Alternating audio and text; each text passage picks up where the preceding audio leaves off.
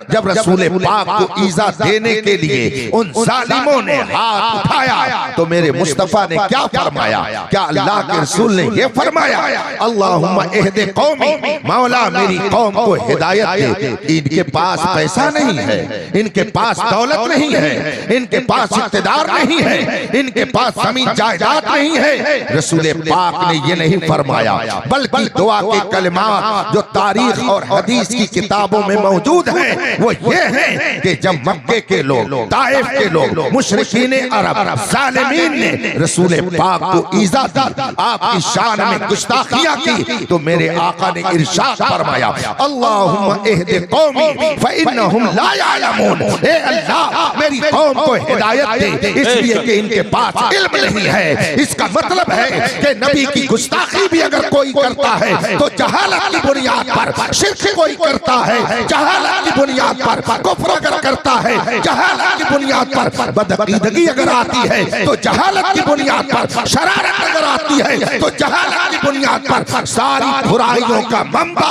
जहालत है। इसीलिए मुस्तफा जाने रहमत ने सबसे पहला पैगाम उम्मत को जो दिया, इकरा इकरा, पढ़ो, पढ़ोगे इल्म आएगा, इल्म आएगा तो तुम्हारे अंदर इल्म पैदा हो जाएगा, इल्म आएगा तो खुदा की मार्फत हासिल होगी, इल्म आएगा तो मकाम मुस्तफा तुम जान जाओगे। और जब इल्म नहीं रहेगा तो तुम्हारा अकीदा भी दुरुस्त नहीं रह सकता है, इल्म नहीं रहेगा तो तुम्हारा ईमान भी सही नहीं रह सकता है, इल्म नहीं रहेगा तो तुम मकाम मुस्तफा भी नहीं समझोगे, मकाम सहाबा भी तुम्हारी समझ में नहीं आता है। इसीलिए रसूल पाक सल्लल्लाहु अलैहि वसल्लम ने जब दरसगाह लगाई और लोगों के दरमियान इल्म खुदा को तकसीम करना शुरू किया, तो जो लोग दामन से वाबस्ता होते गए, उस दरसगाह में बैठते गए, तालीम और तरबियत का हुनर लेते गए। शायर ने उनके बारे में उनकी जिंदगी को देख करके कहा, खुद न थे जो राह पर औरों के हादी बन गए, क्या नजर थी जिसने मुर्दों को मसीहा किया। नारे तकबीर, नारे रिसालत, मसलके आला हजरत मौलिम कायनात कॉन्फ्रेंस। इल्म वो चीज है, कोई नबी बगैर इल्म के नबी के मनसब पर आपको अगर दिख जाए तो बताइए।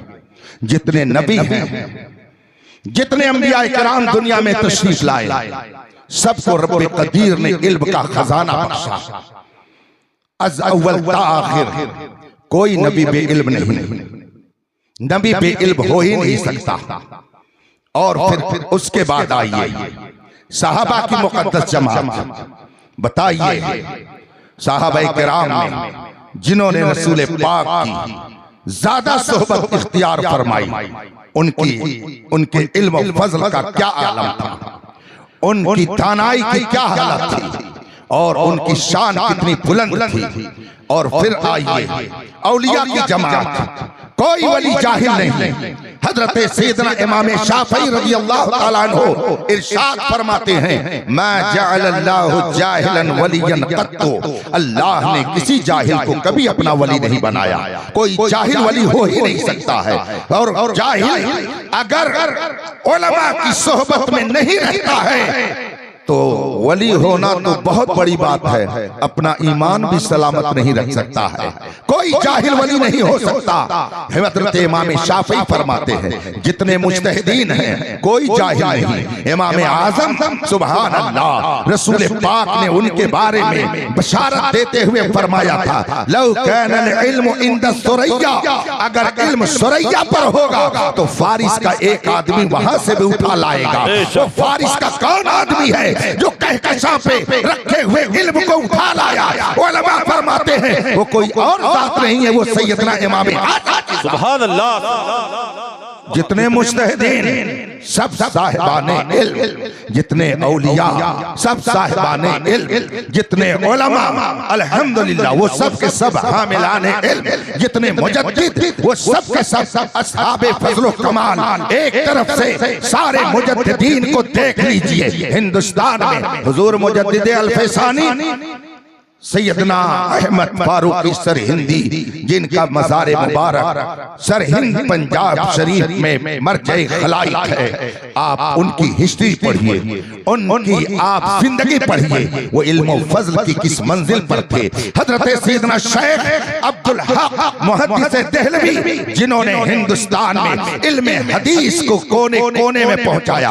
हजरत सिराजुल हिंद शाह अब्दुल अजीज मुहद्दिस देहलवी, जिनकी बुनियाद पर इल्म हदीस की चमक दमक पूरे हिंदुस्तान में नजर आती है। वो मुजाहिदे आजादी जिनको अल्लामा फजल हक खैराबादी के नाम से हम और आप जानते हैं। आपको मालूम है आला हजरत जैसी अजीम शख्सियत के वो दादा उस्ताद हैं, उनके फजल कमाल का पूरी दुनिया एतराफ करती है। वो ऐसे जलीलुल कद्र आलिम थे कि उनके मन को फलसफा का एतराफ पूरी दुनिया में किया जाता था। वो मुजाहिदे आजादी हैं मगर जाहिल नहीं है, वो साहिब इल्म हैं। और फिर नीचे आइए, मेरे इमाम अहमद रजा की शान का पूछना ही क्या है। ऐसी शान इल्मियत रब्बे कदीर ने उन्हें अता फरमाई कि खुद ही तहदीसे नेमत के तौर पर फरमाते हैं, मुल्के सुखन की शाही तुमको रजा मुसल्लम, जिस संत आ गए हो सिक्के बैठा दिए हैं। जिंदाबाद जिंदाबाद। न कोई नबी बेइल्म, न कोई वली बे इल्म, न कोई मुजद्दिद बे इल्म, न कोई मुज्तहिद बे इल्म। और आगे बढ़ जाऊं माजरत के साथ, सही कोई पीर भी बे इल्म नहीं। शेख कामिल मुर्शिद तरीक़त बगैर इल्म के मुर्शिद तरीक़त हो ही नहीं सकता है। मगर ये क़यामत के कुर्ब की अलामत है कि तमीज़े नबाशत कमंदे हवा, उलटने को रोटी उलटती तवा। ये हाल हो गया कि वो उलमा जो रसूल पाक की अमानत को सीने में रखकर कौम के दरमियान उसके नूर को तकसीम करते हैं, उलमा उनको सिर्फ रब तुम्हारी मग़फ़िरत फरमा देगा। तो बताइए आज कौन उम्मती है कि जो रसूल पाक के इस कौल की तरदीद करे और कहे मुआविया से हमारा क्या रिश्ता। सही बात यह है जिसका रसूल से रिश्ता टूट जाता है उसी का सहाबा से भी रिश्ता टूट जाता है। नाराए तकबीर, नाराए रिसालत, मसलके आला हजरत, अज़मते सहाबाए किराम। कितनी अजीब बात है, कितनी अजीब बात है कि जो लोग एक शहर क्या एक गांव भी फतह करके और उस पर परचमे इस्लामी न लहरा सके, वो उस जात पर तबर्रा करते हैं जिसने न जाने कितने शहरों को कितने मुल्कों को फतह किया। हज़रत अमीर मुआविया वो हैं कि जिनके जमाने में अहदे हुकूमत में बड़े बड़े शहर फतह किए गए, बड़ी बड़ी सल्तनतें खौफ खाती थी। तारीखुल खुलफा इमाम जलालुद्दीन सुयूती अलैहि रहमत व रिज़वान की बड़ी मुस्तनद व मोतबर किताब है। तारीखुल खुलफा में इमाम जलालुद्दीन सुयूती फारूक आज़म रज़ियल्लाहु ताला अन्हु का इरशाद नकल करते हैं कि हजरत सैयदना उमर फारूक आज़म रज़ियल्लाहु ताला अन्हु ने एक मौके पर इरशाद फरमाया, ए मक्के के और मदीने के लोगों, मुसलमानों, तुम लोग कैसरो किसरा का जिक्र करते हो, कैसरो किसरा के रोबो दबदबे का जिक्र करते हो कि वो बड़े रोब वाले थे, बड़े दबदबे वाले थे। मुझे ताज्जुब होता है कि तुम कैसरो किसरा के रोबो दबदबे की बात करते हो जबकि तुम्हारे दरमियान मुआविया जैसा बारोब आदमी मौजूद है। ये कौन कहता है? ये खलीफे कौन हजरत सैयदना उमर फारूक आज़म फरमाते हैं। और इनके शहजादे हजरत सैयदना अब्दुल्ला इब्ने उमर रज़ियल्लाहु ताला अन्हुमा, हजरत अब्दुल्ला इब्ने उमर सहाबी रसूल हैं। ये भी किसी ने पूछा हजरत अब्दुल्ला से, आपके अब्बू हजरत उमर अफजल थे, वो बेहतर थे कि हजरत मुआविया बेहतर थे? दोनों में बेहतर कौन है? हजरत अब्दुल्ला रज़ियल्लाहु ताला अन्हु फरमाते हैं, बेहतर तो मेरे अब्बा ही थे, बेहतर तो मेरे वालिद ही थे, मगर हुकूमत करने का सलीका मुआविया के पास बहुत ज्यादा था।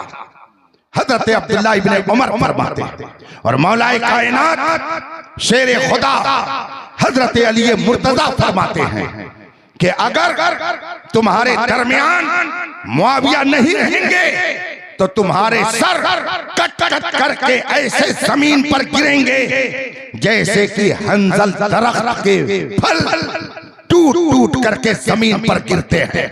ये न रहेंगे तो तुम्हारे सर इतनी तेजी से कटकर जमीन पर गिरेंगे जैसे कि हंजल दरख्त से टूट टूट करके फल जमीन पर गिरते हैं। हजरत मौलाए कायनात फरमाते हैं तुम मुआविया की हुकूमत को नापसंद मत समझो, उनका रौब इतना है कि उनके सामने कोई बात करने की जुर्रत नहीं करता है। और आइए मैं बुखारी शरीफ दिखाऊं, थोड़ी देर और आप मुझे बर्दाश्त कर लीजिए ताकि जो लोग गंदगी फैला रहे हैं और आपके जहन को हजरत अमीर मुआविया की तरफ से बदगुमान करने की कोशिश कर रहे हैं, खुदारा अपनी ईमान और अकीदे की हिफाजत करके ऐसे लोगों से अपने दामन को बचाए रहिए। उसी बुखारी शरीफ में है हजरत अब्दुल्ला इब्ने अब्बास रज़ियल्लाहु ताला अन्हुमा। हजरत अब्बास को तो आप लोग जानते ही होंगे, ये रसूल पाक के चचा हैं। रसूल पाक के चचा हजरत अब्बास, उनके शहजादे हजरत अब्दुल्ला, गोया ये रसूल पाक के चचा जाद भाई हैं। दूसरे लफ्जों में मैं कह सकता हूं ये अहले बैत हैं, ये घर वाले हैं। लोग आज कहते हैं ये घर वाले हैं, ये दर वाले हैं। ये इस्तिलाह पता नहीं कहां से लोगों ने निकाल ली कि ये घर वाले हैं, ये दर वाले हैं। जो मुस्तफा का वफादार है वो सब घर वाले हैं, और जो मुस्तफा के वफादार नहीं है, चाहे घर में रहे चाहे बाहर रहे, वो बाहर वाले हैं। घर और दर की मोमिनों में तकसीम नहीं करनी चाहिए। बताइए अबू लहब घर वाला था कि दर वाला? अबू लहब कौन था? हजरत अब्दुल्ला बिन अब्दुल मुत्तलिब का सगा भाई है। अबू लहब हजरत अब्दुल मुत्तलिब का बेटा है। अबू लहब रसूल पाक का चचा था, और उसके हुस्न जमाल का जो आलम था, तारीख पढ़िए तो आपको मालूम होगा। उसको अबू लहब कहते ही इसलिए हैं कि वो बड़ा हसीनो जमील था। लहब के माने होते हैं आग का शोला, जिसमें धुआं न पाया जाए, उसको लहब कहा जाता है अरबी में। अबू लहब का मतलब हुआ शोलों वाला। उसको अबू लहब क्यों कहते हैं? उसका नाम तो अब्दुल उज़्ज़ा था, उसका लक़ब अबू लहब था। अबू लहब उसको क्यों कहा जाता है? तारीख में तफसीर में ये लिखा हुआ है, चूंकि वो बड़ा हसीनो जमील था, वो बहुत ही खूबसूरत था, उसके चेहरे में इतना हुस्न था कि लगता था जैसे आग के शोले निकल रहे हैं। इसीलिए अरब के लोग उसको अबू लहब कहते थे। वो खानदान का था, घर वाला भी कह सकते हैं, मगर चूंकि मुस्तफा का वफादार नहीं था तो घर वाला होने के बावजूद बेघर हो गया। इसका मतलब है कि जो मुस्तफा का वफादार है वो घर वाला है, और जो उनका गद्दार है वो चाहे अंदर का हो चाहे बाहर का हो, वो घर वाला नहीं है, वो बाहर वाला। सच्चा आला हजरत को दर वाला न कहो, आला हजरत घर वाले हैं, ये घर वाले हैं। इसलिए कि रसूल पाक सल्लल्लाहु अलैहि वसल्लम ने आला हजरत के विसाल के मौके पर जो शामी आलिम ने ख्वाब देखा, उसकी रोशनी में कहा जा सकता है कि आला हजरत के इंतकाल के मौके पर रसूल पाक सल्लल्लाहु अलैहि वसल्लम ने अपने सहाबा के साथ जिसका इंतजार किया, और लोगों ने जब पूछा कि किसका इंतजार है तो रसूल करीम ने फरमाया मौलाना अहमद रजा का इंतजार है। ये दर वाले नहीं थे, ये घर वाले थे जिसका इंतजार रसूल पाक कर रहे थे। आज कुछ लोग कहते हैं ये दर वाले, मौलाना लोग कहते हैं ये